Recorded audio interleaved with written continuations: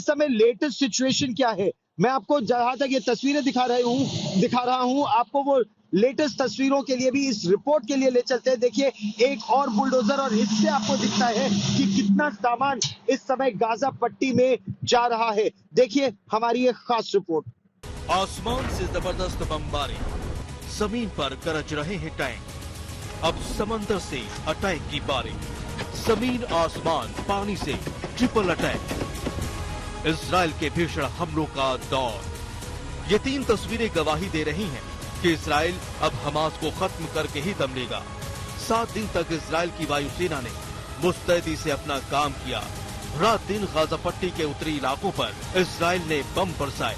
इसके बाद जमीन जंग की शुरुआत हुई। इजराइल के टैंक अपने काम में जुटे। गाजा की सरहद से जुटे तमाम इलाकों में इजराइल के टैंक पहुंच गए और गोले दागने शुरू कर दिए।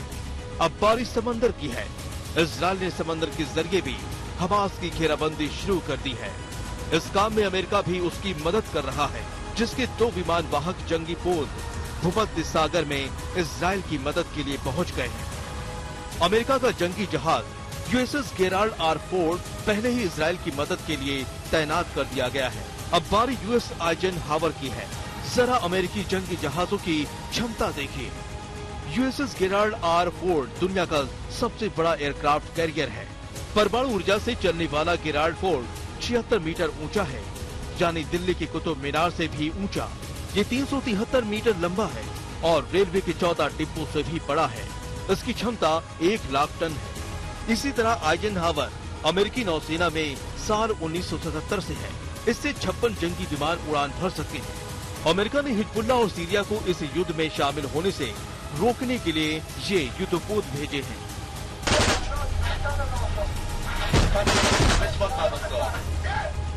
समंदर पर पहले ही इजराइल ने नजर गड़ा दी है। समंदर के रास्ते किसी भी तरह की घुसपैठ रोकने के लिए इजराइल ने पुख्ता तैयारी की है। देखिए कैसे इजराइल की सेना समंदर में एक्शन को अंजाम दे रही है और संदिग्ध आतंकवादियों पर लगातार गोलियां बरसा रही है। इससे पहले समंदर के रास्ते घुसपैठ करने की कोशिश करते हमास के आतंकियों पर इजराइल के लड़ाकू विमानों ने आसमान से बम बरसाए। जमीनी हमले में भी इजराइल कोई कोताही नहीं कर रहा। ये तस्वीरें इजराइल के पीएम बेंजामिन नेतन्याहू की है, जो जंग के मोर्चे पर अपने सैनिकों की हौसला अफजाई के लिए पहुंचे। एक एक सैनिक के कंधे पर हाथ रखा और पूछा कि क्या वो अगली जंग के लिए तैयार हैं।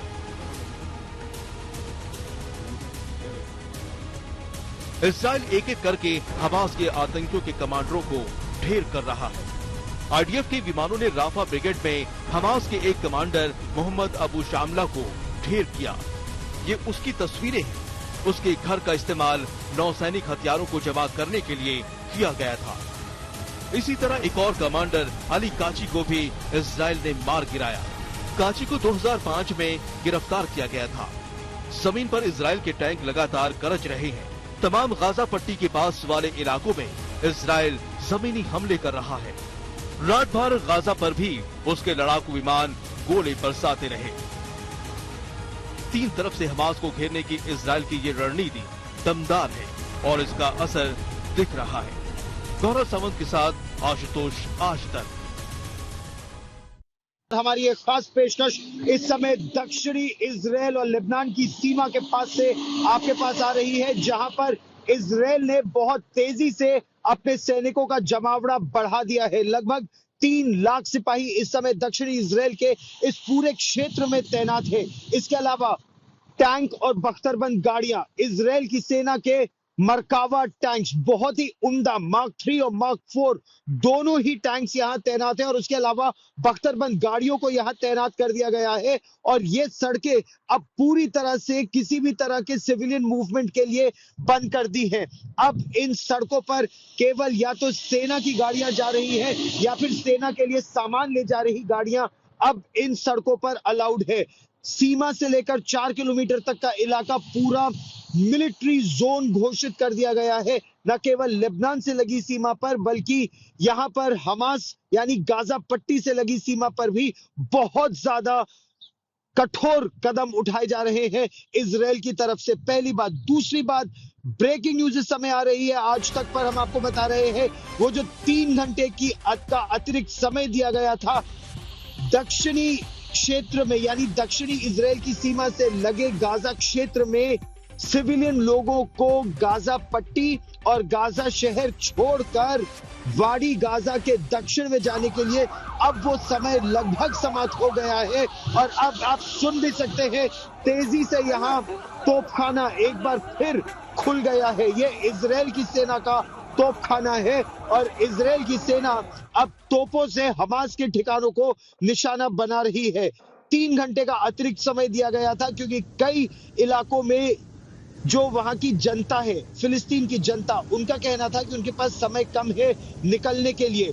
इजराइल की सेना ने साफ किया कि उनकी दुश्मनी हमास से है, उनकी दुश्मनी अभी फिलिस्तीन की जनता से नहीं है। और आप मेरे पीछे देख सकते हैं सेना की बड़ी बड़ी गाड़ियां लगातार इस पूरे क्षेत्र में आ रही हैं, साथ ही साथ बुलडोजर बड़ी संख्या में लाए जा रहे हैं। आप यहाँ देख ही सकते हैं ये बड़े बड़े बुलडोजर अब गाजा पट्टी की तरफ जा रहे हैं और बुलडोजर का आना केवल एक चीज दर्शाता है कि फेंस के उस पार हमास के जितने ठिकाने हैं उनको ध्वस्त कर दिया जाएगा। ये मेरे पीछे देखिए सेना की एक और गाड़ी और उस गाड़ी के पीछे बड़े बड़े ट्रकों में हेवी अर्थ मूवर्स जा रहे हैं। ये सीधा गाजा पट्टी की तरफ, एक नहीं दो नहीं कई सौ की संख्या में बुलडोजर्स भी जा रहे हैं। ये देखिए इन तस्वीरों को, बड़ा बड़ा अर्थ मूविंग इक्विपमेंट और हर तरफ से, इन पर आप पथराव नहीं कर सकते, पथराव का कोई असर नहीं होता इन गाड़ियों पर।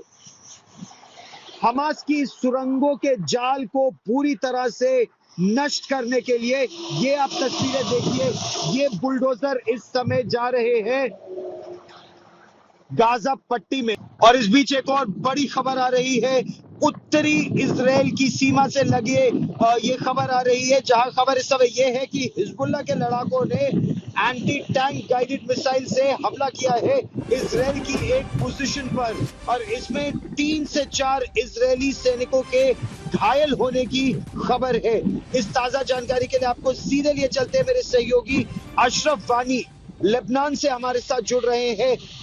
अशरफ, लेबनान और इजराइल की जो सीमा है उस पर हालांकि यूनाइटेड नेशंस की तैनाती है और ये सबसे पुराना यूएन का एक्टिव मिशन है, इसमें भारतीय सेना भी तैनात रह चुकी है। लेकिन मुझे इसके बारे में विस्तार से बताइए किस तरह का हमला है और क्या ये बॉर्डर भी अब एक्टिवेट तेजी से होता जा रहा है? बिल्कुल गौरव, बहुत तेजी से एक्टिवेट होता जा रहा है। कल सुबह में इस शेबा इलाके में था जो दक्षिणी लेबनान का बॉर्डर है और सबसे पुअर बॉर्डर ये इसलिए है क्योंकि ये पहाड़ी इलाका है। यहाँ पर जो है दक्षिणी लेबनान से जो चरवाहे अपनी भेड़ बकरियां चराने के लिए पहाड़ों में जाते हैं, वो कई बार जो है इसराइल के इलाके में, जो कि फलस्तीन का पहले इलाका था, वहां पर अपने भेड़ बकरी चराकर वापस आते हैं। वो तब के हाल है जब इसराइल और साउथ लेबनान में कोई तनाव नहीं था। लेकिन अभी कुछ देर पहले जो है सीधे तौर पर ईरान ने इसराइल को आगाह किया है कि अगर उन्होंने ये मौत में कुएं की जाने की कोशिश की तो उन्हें ये याद रखना चाहिए। उनका मतलब था इस्राएली सेना घुसेगी, जो कि अब घुस चुकी है, तो इसके नतीजे जो हैं बहुत भुगतने पड़ेंगे इसराइल को। तो जाहिर है कि ईरान की धमकी जो है वो हिजबुल्लाह की ही धमकी है, जो पिछले 24 घंटे से लगातार इसराइल के ठिकानों पर, सैन्य ठिकानों पर हमला कर रहे हैं। हिजबुल्लाह ने यहाँ लेबनान में एक वीडियो जारी किया जिसमें शीबा का जो कम्युनिकेशन सेंटर सेना का है उसको तबाह करने की तस्वीरें जारी की हैं, जिसमें एक मोटर शेल उस कम्युनिकेशन सेंटर को उड़ा रहा है। उसके साथ साथ ऐसे ही 5 जो हमलों की हिजबुल्लाह ने जो है पुष्टि की है, लेकिन एक हमले की जो है, जो आपने कहा कि इसराइल ने उसकी पुष्टि की है, माना है कि एक सैन्य टैंक पे हिजबुल्लाह का हमला हुआ है। ये इसराइल की तरफ से लगातार जो है आर्टिलरी फायर यहाँ साउथ लेबनान में कई इलाकों में दागे जा रहे हैं और साथ ही साथ जो है एयर व्हीकल्स जो है, जो ड्रोन्स है, हथियारबंद ड्रोन्स, उनकी जो है उनकी तेजी से बहुत ज्यादा बड़े पैमाने पर जो है निगरानी बढ़ गई है साउथ लेबनान के बॉर्डर के इलाके। तो सीधे तौर पर 2 मोर्चे खुलते जा रहे हैं और मैं आपको ये तस्वीरें इस समय यहाँ पर ये दिखाना चाहता हूँ। ये देखिए हमास की तरफ से अभी भी रॉकेट दागे जा रहे हैं इजराइल की ओर और इजराइल का आयरन डोम सिस्टम उसे नष्ट करने की कोशिश कर रहा है। वो आप तस्वीरें देखिए कि आयरन डोम सिस्टम जब पूरी तरह से हमास के रॉकेटों को ध्वस्त कर देता है, ये एक बात। और दूसरी बात जो बहुत महत्वपूर्ण है, लगातार जो इजराइल की तोपें हैं वो अब हमास के ठिकानों को नष्ट कर रही है। एक और बड़ी बात, इजराइल ने आज माना कि इस आतंकी हमले में, हमास के आतंकी हमले में इजराइल के 1400 से लोग उसमें मारे गए। 1400। इजराइल की दृष्टि से अगर देखें, एक छोटा सा देश और छोटे से देश में इतना बड़ा आतंकी हमला जिसमें 1400 उसके नागरिक मारे गए हैं, इसमें कुछ अमेरिकन मारे गए हैं, कुछ विदेशी मारे गए हैं। और ये तोपों की गर्जना अब आप लगातार सुन रहे हैं, वो तोपें जो अब हमास के ठिकानों को ध्वस्त करने में लगी हुई है। जमीनी स्थिति अगर इस समय मैं आपको बताऊं तो यहाँ पर जो इजराइल की सेना के मरकावा टैंक्स है, 120 मिलीमीटर की उनकी तोप और वो तोपें और वो टैंक्स अब यहाँ जो गाजा पट्टी है, उस गाजा पट्टी पर एक नहीं, दो नहीं, कई अलग जगह से अंदर घुसने के लिए पूरी तरह तैयार है। लेकिन इजराइल के लिए यह आसान नहीं होगा। क्यों? हमास के पास अब एंटी टैंक गाइडेड मिसाइल्स है। हमास के पास अब शोल्डर फायर्ड यानी कंधे पर रखकर आकाश की ओर चलाने वाली shoulder fired man portable surface to air missile है, यानी जमीन से आकाश में मार करने वाली मिसाइलें हैं। इसका क्या मतलब है? जब टैंक आगे बढ़ते हैं तो उन टैंकों की सुरक्षा के लिए अटैक हेलीकॉप्टर्स उनके ऊपर चलते हैं ताकि कोई उनको खतरा ना हो सके।